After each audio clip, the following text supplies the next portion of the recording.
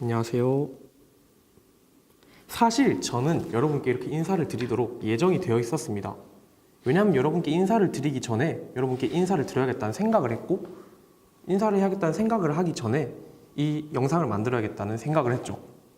그렇게 거슬러 올라가다 보면 우리의 현재는 과거의 수많은 요소들에 의해 이미 결정되어 있습니다. 그리고 그 과거도 더 과거의 수많은 요소들에 의해 결정이 되어 있죠. 그렇다면 우리의 미래 또한 결정되어 있는 것일까요? 그렇다면 저희의 자유의지는 존재하지 않는 것일까요? 절대 결정되어 있지 않을 것 같은 일을 한번 상상해보죠. 예를 들면 동전 던지기 같은 거요. 여러분들은 이 동전이 제 손을 떠나 몇 바퀴를 돈 후에 앞면이 나올지 뒷면이 나올지 이미 결정되어 있다고 생각하십니까? 당연히 아니죠. 여긴 지금 바람도 불고 있고 제 손등도 그렇게 고른 편은 아니고 무엇보다 제가 어떻게 던질지는 저도 모르는데, 그렇죠, 모를 일입니다. 그리고 모른다는 것은 결정되어 있지 않다는 것과는 다른 의미이죠.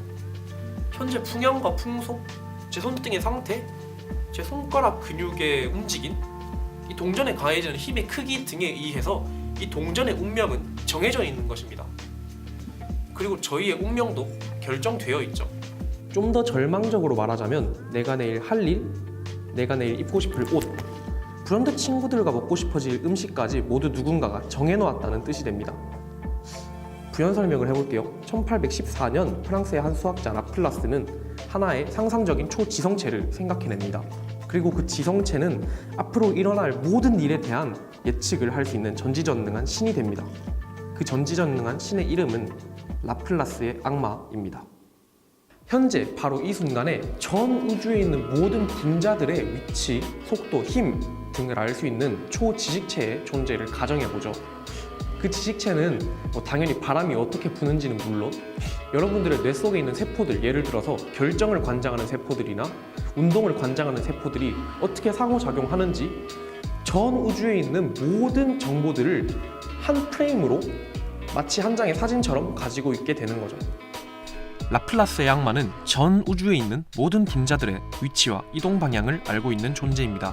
쉽게 말해 현대 과학이 동전 던지기의 결과를 통제할 수 있는 모든 원인을 알고 있듯 이 악마는 전 우주에 일어나는 모든 일들에 대한 원인을 가지고 있는 것입니다. 그리고 예측할 수 있다면 이미 미래는 그 방향으로 정해져 있는 것이고요.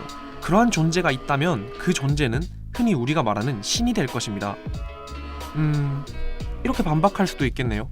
우리는 그러한 신이 될 수 없다, 내지는 그런 신은 존재하지 않는다 라고요. 하지만 이런 신이 존재하든 하지 않든 미래가 결정되어 있다는 결론은 바뀌지 않습니다. 이러한 존재가 없다고 생각을 해봅시다. 그렇다고 해서 원인들이 없어지나요? 아니죠. 여전히 동전의 상태를 결정하는 원인들은 그대로 존재를 할 것이고, 비록 누구도 그 미래를 예측할 수는 없겠지만 어쨌든 한 방향으로 결정되어 있기는 하니까 말이죠. 결정론적인 시각에서 세상을 다룰 때 빠지지 않는 두 요소가 있습니다. 원인과 결과인데요. 이 원인과 결과는 이 요소를 빼면 이야기할 수 없습니다. 시간이죠. 결정론자들이 시간에 대해 다룰 때 이야기는 기괴해집니다. 단순화해서 설명해 볼게요. 우리의 시간은 선형적입니다. 앞과 뒤라는 방향이 존재하죠. 자, 여기 우리와 같은 시간 개념을 가진 1차원의 세계가 있다고 가정해 봅시다.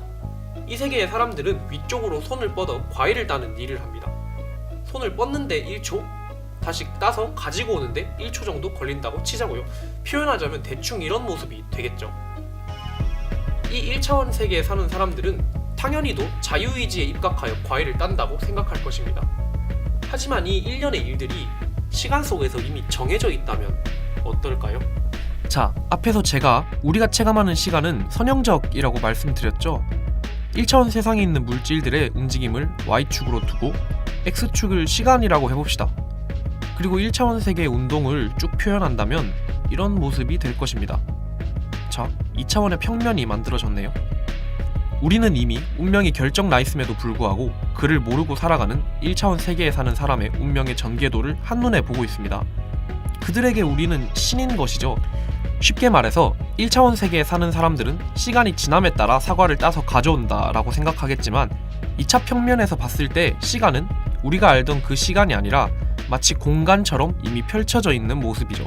즉, 이 세계의 시간은 1차원 세계의 사람들이 지각하지 못하는 고차원 공간을 이해하기 위해 자의적으로 도입한 시스템에 불과하며 또 다른 공간의 축일 뿐인 거죠. 3차원까지밖에 인지하지 못하는 우리에게 이를 대입해봤을 때 여러분 주위에 너무나 당연히 3차원 공간이 이미 존재하듯 시간도 우리가 인지하지 못하는 방향의 축으로 이미 공간처럼 존재하는 것이죠. 공간이 흘러 생기는 게 아닌 것처럼 시간도 흘러서 생기는 게 아니라는 뜻입니다. 단지 우리가 그걸 인식하지 못하기 때문에 시간이 앞에서 뒤로 흐른다 라고 생각할 뿐. 그리고 과거, 현재, 미래가 이렇게 결정된 순간 우리는 달리 행동할 수가 없게 됩니다. 공간 안에 갇히게 되는 것이죠. 결정론적인 입장에서 봤을 때 우리의 자유의지는 완전히 허상인 것이 되어버립니다. 여러분은 지금 왜 살아있나요? 여러분의 미래를 만들어가기 위해 하는 모든 행동들, 모든 노력, 정말 누구도 알지 않았으면 하는 정말 나만의 사적인 것들, 내 소소한 생각 하나하나 미리 정해져 있다는 것을 받아들일 때 누군가가 우리 모든 것을 한 단계 높은 차원에서 감시하는 것 같은, 그로부터 극도의 기만을 당하는 것 같은 느낌이 듭니다. 허무하기까지 하죠. 우리가 뭔가 놓치고 있는 걸까요? 원점으로 돌아가 봅시다. 정말 모든 일이 결정되어 있을까요? 앞에서 봤듯 우리의 상식을 쭉 따라간 결과 그랬죠. 하지만 결국 결론은 비상식적으로 끝났네요. 그럼 결론을 좀 더 납득하게 만들기 위해 시작부터 비상식적으로 시작해봅시다. 가장 처음으로 돌아와서 결정론이란 무엇일까요? 결정론의 그 필연성이라는 개념을 이해하기 위해 우리는 그 반대 개념인 우연성에 대해서도 짚고 넘어가야 됩니다. 아까 그 라플라스의 악마를 다시 소환해보죠. 이가 미래를 예정하는 원리는 간단합니다. 미래 사건에 영향을 미치는 모든 원인을 다 가지고 있기 때문에 가능했죠. 여기서 저희가 놓친 게 하나 있는 것 같습니다. 과연 우주는 모든 현재, 즉 원인을 정확하게 알 수 있을까요? 방금 전에 했던 질문과는 다르죠. 앞에서는 원인을 알 수 있는 존재가 없다고 하더라도 전 우주에 있는 원인은 그대로 존재한다는 질문이었고, 이 질문은 본질적으로 우주가 필연적인 원인과 결과로 존재하는가에 대한 질문입니다. 어쩌면 우주도 확률로 존재할 수 있지 않을까요? 우주의 본질이 확률이라는 것은 우리의 상식과 정반대입니다. 우리는 앞에서 우주의 모든 것은 정해져 있고 단지 우리가 그를 모를 뿐이라고 말했습니다. 하지만 원인을 찾으러 입자 단위까지 들어가게 되면 이상한 일이 벌어집니다. 입자들이 어디에 있는지, 어떤 속도로 움직이는지 알 수 없게 됩니다. 말 그대로 우리 능력 부족으로 알 수 없다는 것이 아니라 그냥 본질적으로 입자가 어디로 움직일지 정해져 있지 않다는 것입니다. 본질적으로 우주가 확률적으로 존재한다는 것이죠. 이를 잘 보여주는 과학적인 실험이 하나 있는데요. 바로 이중 슬릿 실험입니다. 여러분들이 겁먹지 않게 아주 단순화해서 설명을 해볼게요. 이중 슬릿은 말 그대로 두 개의 긴 구멍이라는 뜻이고, 이중 슬릿 실험은 이 구멍으로 전자나 빛, 즉 광자를 쏘아보는 실험입니다. 빛을 예로 들어봅시다. 이중 슬릿으로 빛을 통과시키면 반대쪽 판넬에는 일정한 패턴이 만들어집니다. 이는 각 구멍을 통과한 빛이 서로에게 영향을 주기 때문에 만들어지는 간섭분위입니다. 그런데 여기에다 빛을 그냥 쏘는 것이 아니라 광자를 하나씩, 그러니까 빛의 입자를 한 번에 한 개씩만 쏘아보는 거죠. 슬릿을 통과한 빛들이 간섭을 하지 못하게. 그러면 반대쪽 판넬에도 그러한 간섭 무늬가 생기지 않겠죠? 하지만 놀랍게도 한 개씩 쏜 광자들의 흔적을 반대쪽 판넬에 누적해서 찍어본다면 간섭 무늬가 생기게 됩니다. 한 개의 광자가 동시에 두 슬릿을 통과해서 자기 자신인 각각이 서로에게 영향을 끼치는, 도저히 우리의 이 말로도 논리적으로 설명이 안 되는 현상이 벌어지는 거죠.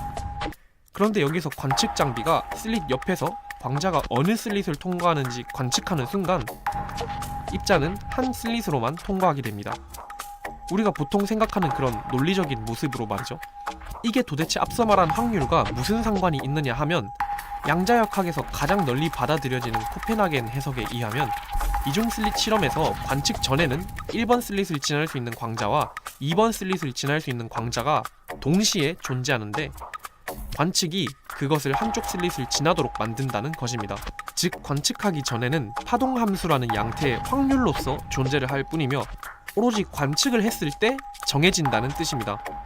그리고 앞서 말했듯 이것은 수학이나 추론에 의한 것이 아닌 실제 세계, 즉 우리 우주의 본 모습입니다. 정확한 미래는 존재하는 것이 아니라 관측하는 순간 정해지는 것과 같은 느낌이라고 할까요? 하지만 세상의 우연성이 담보된다고 해서 우리의 자유의지까지 보장되는 것은 아닙니다. 최근 한 연구에 의하면 피실험자가 버튼을 눌러야겠다는 생각을 하기 전에 미리 그 피실험자가 버튼을 누를 것이라는 것을 예측하는 것이 가능해졌다고 합니다.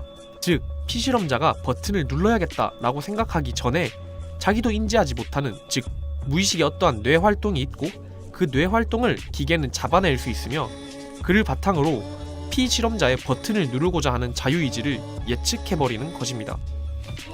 결국 세상이 필연적이든 우연적이든 자유의지가 있든 없든 우리가 그를 인식하기는 어렵다는 것이 드러났네요. 버튼을 누르고자 하는 내 자유의지 전에 내 뇌에서 미리 일어나는 그 활동을 우리는 인지하지 못하기 때문이죠. 그럼 우리의 자유의지는 없는 것일까요? 세트 안에 갇히고 말았습니다. 누군가가 세워놓은 이 카메라 뷰파인더 안에 갇힌 우리는 그 뷰파인더 너머에 초월적인 그 무엇인가가 촬영하는 영상 속에 있는 존재이고 그 존재가 설정한 조건 하에서 우리는 짜여진 각본대로 움직일 수밖에 없는 것입니다.